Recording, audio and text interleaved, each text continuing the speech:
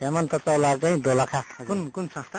म दोलखा जिल्ला बचत तथा ऋण सहकारी सङ्घको तर्फबाट प्रतिनिधि भएर आएको। हजुर, त्यहाँको के हुनुहुन्छ सर? म त्यसमा पूर्व महासचिव हो। अहिले चाहिँ म दोलखा जिल्ला सहकारी सङ्घको उपाध्यक्ष छु।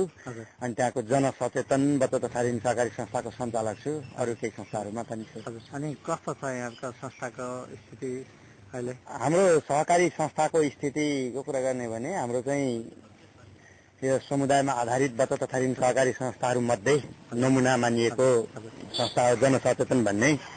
र अब दोलखा जिल्ला बचत सङ्घ पनि नेपालका 5 वटा नमुना जिल्ला सङ्घहरू मध्ये एउटा मानेको छ हाम्रो केन्द्रीय सङ्घले नेप्स्कुनले। यसरी चाहिँ समग्रभन्दा दोलखा जिल्लामा चाहिँ सहकारी आन्दोलन अग्रस्थानमा नै रहेको छ। अनि यो राष्ट्रिय सहकारी नेप्स्कुनको प्रतिनिधि हुनुहुन्छ? नेप्स्कुनबाट कि जिल्ला सङ्घबाट? जिल्ला सङ्घबाट प्रतिनिधि हो म। हजुर, जिल्ला सङ्घको तर्फबाट जिल्ला बचत सङ्घबाट प्रतिनिधि र मैले काम गर्ने संस्था अहिले जिल्ला सहकारी सङ्घ।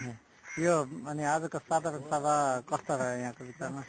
साधारण सभाको समग्रमा समीक्षा त त्यहाँ भइरहेछ। अब हाम्रो आफ्नो कुरा गर्ने हो भनेदेखि हामी अलिकति टाढाबाट आएको मान्छे, धेरै प्रतिनिधिहरूको भनाइ चाहिँ अब यो टाढा रह्यो, पल्लो छेउमा रह्यो, त्यस कारणले चाहिँ असुविधा भयो। बाटो बन्द हुने समस्याहरू आउँदाखेरि बसाइको व्यवस्था पनि अलि राम्रो नभएको भने जस्तो कुराहरू आयो। यी सामान्य कुरा पनि भइरहने, तर अब समग्रमा हेर्दाखेरि साधारण सभा उत्साहजनक राम्रो सफलतापूर्ण तरिकाले सम्पन्न भएको हामीले बुझ्यौँ। यसमा अब राष्ट्रिय स्तरका व्यक्तित्वहरू जस्तै अब संविधान सभाका अध्यक्षज्यू आफै आउनुभयो, जस्तै अरू राष्ट्रिय व्यक्तित्वहरू उहाँहरूको सहभागिता महत्त्वपूर्ण सहकारीका सन्दर्भमा कुराहरू आए।